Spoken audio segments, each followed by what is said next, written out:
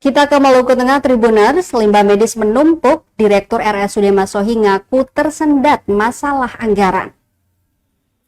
Direktur RSUD Masohi Anang Rumuar memastikan sampah medis di lingkungan rumah sakit milik daerah itu aman dalam pengawasan.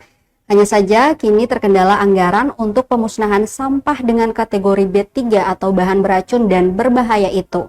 Dijelaskan pasca rusaknya alat pemusnah atau insinerator sejak 2019, manajemen kemudian bekerja sama dengan pihak ketiga, di mana jasa pemusnahan sampah dihitung kiloan yakni 45.000 per kilo.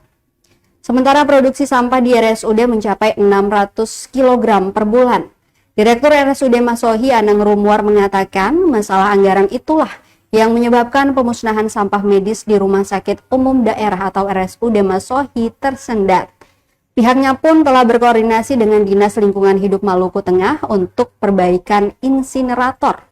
Rumuar berharap agar pemerintahan baru ini bisa berkolaborasi bersama dan beri solusi atas permasalahan tersebut.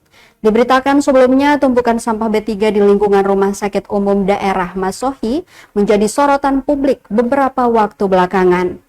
Setelah sebelumnya ramai diperbincangkan warganet pada akun X, Direktur RSUD Masohi Anang Rumuar angkat bicara.